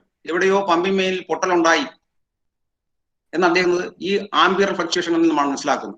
അങ്ങനെ ഒരിക്കൽ അദ്ദേഹം ആംബിയർ ഫ്ലക്ച്വേഷനിൽ നിന്നും പമ്പിംഗ് മെയിനിൽ പൊട്ടലുണ്ടായി എന്ന് നമ്മുടെ അടുത്ത് പറയുകയും നമ്മൾ ആ പമ്പിംഗ് മെയിനിന്റെ പൊട്ടൽ ലൊക്കേഷൻ ഐഡന്റിഫൈ ചെയ്യുകയും ചെയ്തു കഴിഞ്ഞാൽ പിന്നൊരിക്കൽ അതേ പ്രശ്നം ഉണ്ടാകുകയും ആ ആംബിയർ വേരിയേഷൻ പുള്ളി ഒബ്സർവ് ചെയ്യുകയും ചെയ്താൽ പുള്ളി ഒന്നുകൂടെ പറയും, സാർ ഇപ്പൊ പൊട്ടിയത് അന്ന് പൊട്ടിയതിന്റെ അപ്പുറത്ത് മാറിയായിരിക്കും, അല്ലെങ്കിൽ ഇന്ന സ്ഥലത്തായിരിക്കും. അങ്ങനെ സ്പെസിഫിക് ആയിട്ടുള്ള റിലേഷൻഷിപ്പ് മെയിൻറ്റെയിൻ ചെയ്യാൻ പറ്റും മറ്റുള്ള കണ്ടീഷനിൽ മാനേജ് ചെയ്യുന്ന തുല്യമായിട്ടാണ് എങ്കിൽ. ഈ റിലേഷൻഷിപ്പ് നമ്മൾ കൃത്യമായി മാനേജ് ചെയ്യുകയാണെങ്കിൽ അതോടൊപ്പം തന്നെ ഈ വലിയ വേരിയേഷനിലേക്ക് പോകാതെ അതിന്റെ പ്രിവെന്റീവ് മെക്കാനിസം, പ്രൊട്ടക്റ്റീവ് ഡിവൈസസ് എല്ലാം പ്രവർത്തിക്കുകയും ചെയ്യുകയാണെങ്കിൽ ഒരു കാരണവശാലും വൈൻഡിങ് കത്തുന്ന ഒരു അവസ്ഥ ഉണ്ടാവില്ല. അത് കാരണം എനിക്ക് പൊതുവെ ഇതുമായിട്ട് ബന്ധപ്പെട്ട ആൾക്കാരോട് പറയാനുള്ളത്, ഈ നമ്മുടെ ജോലിയുടെ ഒരു വലിയ ശതമാനം ജോലി തിരക്ക് ഒഴിവാക്കി കിട്ടുവാൻ ഈ മാതിരി പ്രൊട്ടക്റ്റീവ് സംവിധാനം നമ്മൾ സ്വീകരിക്കുക എന്നുള്ളതാണ്. ഒരു കാരണവശാലും ഏറ്റവും റയറസ്റ്റ് കേസ് മാത്രമേ മോട്ടോർ കൊത്തുള്ളൂ. അതുകൊണ്ട് തന്നെ ഈ എസ്റ്റിമേറ്റിന്റെ കാര്യം പറഞ്ഞപ്പോൾ ഞാൻ അത്രമാത്രം എൻകറേജ് ചെയ്തില്ല അത്. എങ്കിലും ഞാൻ പറയാം, നമ്മളൊരു എസ്റ്റിമേറ്റ് എടുക്കുമ്പോൾ ഈ വൈൻഡിങ് കത്തുക എന്ന് പറയുമ്പോൾ നമ്മൾ റീവൈൻഡിങ്ങിനെ കുറിച്ചല്ല ചിന്തിക്കേണ്ടത്. ഒരു കാരണവശാൽ ഈ വൈൻഡിങ് കത്തുക എന്ന് പറഞ്ഞാൽ അതൊരു സിംറ്റം മാത്രമാണ്. നമ്മൾ അത് പരിഹരിച്ചുകൊണ്ട് ഒറിജിനൽ ഇഷ്യൂ മാറുന്നില്ല. അങ്ങനെയാണെങ്കിൽ വീണ്ടും കത്തും. അപ്പൊ തുടർച്ചയായി കത്താൻ വേണ്ടിയിട്ട് നമ്മൾ ഇത് ശരിയാക്കി വെക്കേണ്ട കാര്യമില്ല. അപ്പൊ സ്വാഭാവികമായിട്ടും ഒരു വൈൻഡിങ് കത്തിയെങ്കിൽ അതിന്റെ റീസൺ കണ്ടുപിടിക്കാതെ നിങ്ങൾ അത് റീവൈൻഡ് ചെയ്യാൻ പോകരുത്. അത് റീസൺ കണ്ടുപിടിക്കാനുള്ള ഉത്തരവാദിത്വം എയ്ക്ക് മാത്രമല്ല, അവിടെ ഉള്ള എല്ലാവരും ഉണ്ട്. കാരണം ഫീൽഡിൽ നിന്നുള്ള കൃത്യമായ റിപ്പോർട്ട് കിട്ടും. നല്ല ഓപ്പറേറ്റർമാർക്ക് കൃത്യമായി സ്പെസിഫിക് ആയിട്ട് പറയാൻ പറ്റും, ഇന്നതുകൊണ്ടാണ് അത് കത്താൻ പറ്റിയത്. അവിടുത്തെ ലോഗ് അടക്കമുള്ള ഡോക്യുമെന്റുകൾ പരിശോധിച്ചാൽ നമുക്ക് തന്നെ മനസ്സിലാക്കാൻ പറ്റും എന്തുകൊണ്ടാണ് കത്തിയതെന്ന്. അതുപോലെ തന്നെ ഈ പറഞ്ഞ പോലെ ഇപ്പൊ നാട്ടിൽ വെള്ളമില്ല എന്നൊരാൾ പരാതി പറയുമ്പോൾ നമ്മൾ സ്വാഭാവികമായിട്ടും പമ്പ് ചെയ്യുന്നുണ്ടോ എന്ന് ആലോചിക്കും. ഇപ്പൊ ഓപ്പറേറ്റർ പറയും പമ്പ് ചെയ്യുന്നുണ്ട്, പിന്നെ എന്തുകൊണ്ട് വെള്ളം കിട്ടുന്നില്ല? അപ്പോഴാണ് നമ്മൾ ഈ ആംബിയർ വേരിയേഷൻ നോക്കാൻ പോകേണ്ടി വരുന്നത്. ആംബിയർ വേരിയേഷൻ വന്നപ്പോൾ ഡിസ്ചാർജ് കുറവാണ്, നമുക്ക് അതിൽ നിന്ന് വെരിഫൈ ചെയ്യാൻ പറ്റും. ഇനി ഡിസ്ചാർജും ഒക്കെ ഉണ്ട്, ആംബിയർ വേരിയേഷൻ ഇല്ല. അപ്പൊ നമുക്കറിയാം ഈ ഡിസ്ചാർജും ഹെഡും തമ്മിൽ ഒരു റിലേഷൻഷിപ്പ് ഉണ്ട്. അപ്പോൾ ഡിസ്ചാർജ് കുറയുമെങ്കിൽ ഹെഡ് കൂടണം, അല്ലെങ്കിൽ ഹെഡ് കുറയണം ഡിസ്ചാർജ് കൂടിയിട്ടുണ്ടെങ്കിൽ. അങ്ങനെയാണെങ്കിൽ ബ്രേക്ക് ഡൗൺ എവിടെയെങ്കിലും ഉണ്ടായിട്ടുണ്ടാവും, പൈപ്പ് പൊട്ടിയിട്ടുണ്ടാവും. പൈപ്പ് പൊട്ടി പമ്പിംഗ് മെയിന്റെ ടാങ്കിന്റെ മേളിൽ ചെല്ലുന്നതിന് മുമ്പ് പൊട്ടിപ്പോയി കഴിഞ്ഞാൽ ആക്ച്വൽ ലോഡ് വരുന്ന ഹെഡ് എന്ന് പറയുന്നത് താഴെ ആയിരിക്കും. ഈ തമ്മിലുള്ള റിയലിസ്റ്റിക് നോളജ് നമുക്ക് ഉണ്ട് എങ്കിൽ ഈ കറക്റ്റ് ഫാൾട്ട് എന്താണെന്ന് ലൊക്കേറ്റ് ചെയ്യാൻ, ഐഡന്റിഫൈ ചെയ്യാൻ എയ്മാർക്ക് കഴിയുകയും അനാവശ്യമായി കരാറുകാരെ ആശ്രയിക്കാതെ തന്നെ ഈ പ്രശ്നത്തിന് പരിഹാരം ഉണ്ടാക്കാനും പറ്റും. നമുക്ക് ഇമ്മീഡിയറ്റ് ആയിട്ട് ഡിസ്ചാർജ് കുറഞ്ഞു എന്ന് പറഞ്ഞ് മോട്ടോർ മാറ്റേണ്ടി വരത്തില്ല. ചിലപ്പോൾ പമ്പിംഗ് മെയിൻ പൊട്ടൽ കാരണമായിരിക്കും ഡിസ്ചാർജ് കുറവായിട്ട് നമുക്ക് ഫീൽ ചെയ്യുന്നത്.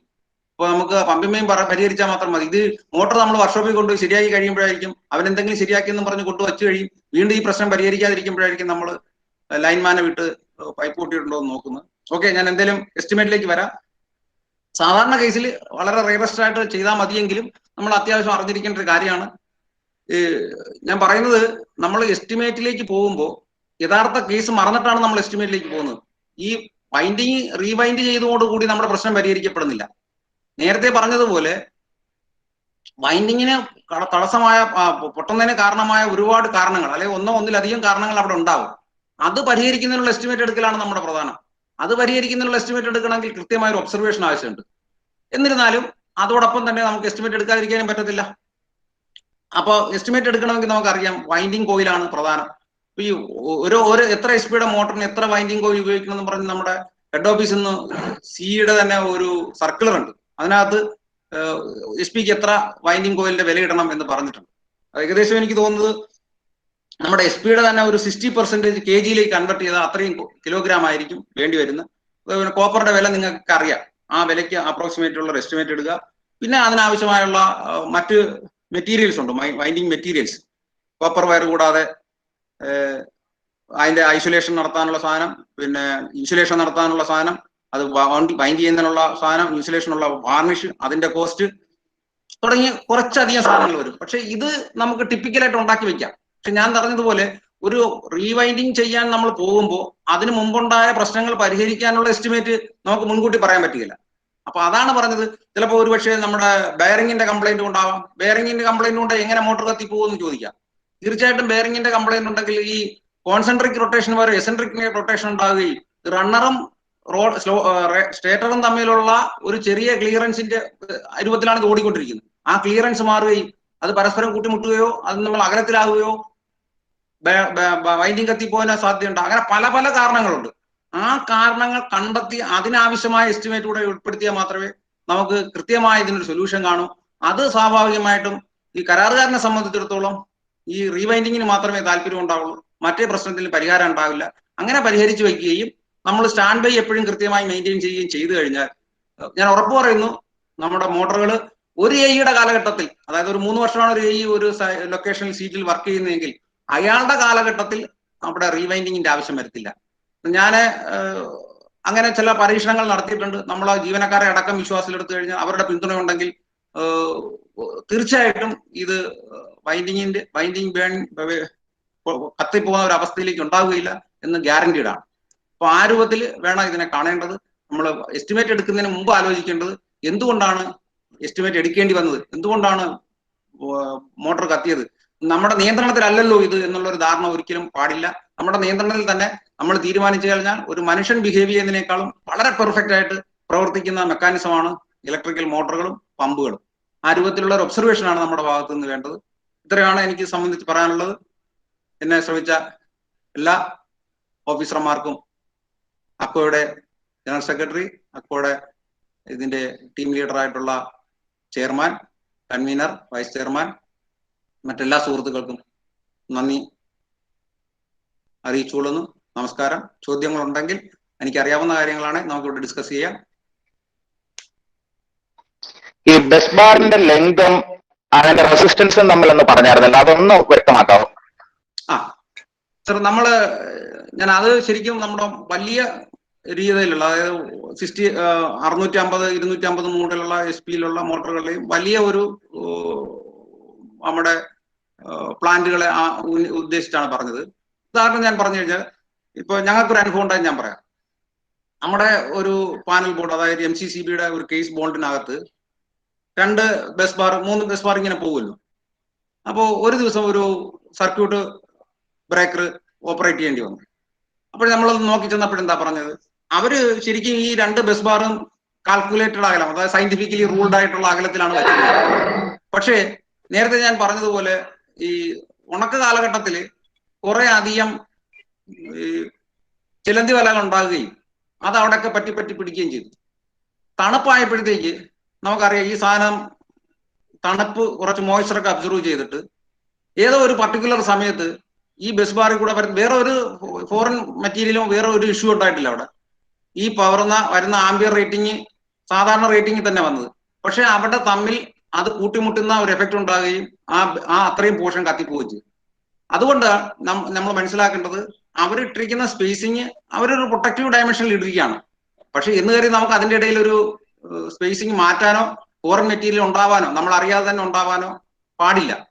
അങ്ങനെ വരാതിരിക്കണമെങ്കിൽ പ്രോപ്പറായിട്ട്, അതായത് ഒരു മാസമോ 2 മാസമോ അറ്റ്ലീസ്റ്റ് ഈ കാലം മാറുമ്പോൾ, മഴക്കാലം ചൂടുകാലത്തിലേക്ക് എത്തുമ്പോഴോ ചൂടുകാലം മഴക്കാലത്തിലേക്ക് എത്തുമ്പോഴോ ആ സ്പേസിംഗ് ഒക്കെ പരിശോധിക്കുക. അവിടെ പൂർണ്ണമായിട്ടുള്ള നമ്മളറിയാതെ ഒരുപാട് സാധനങ്ങൾ അവിടെ വന്നിരിക്കാം, അതെല്ലാം തുടച്ചു നോക്കുകയൊക്കെ ചെയ്താൽ മാത്രമേ ഈ മാതിരിയുള്ള അപകടങ്ങൾ ഒഴിവാകുകയുള്ളൂ.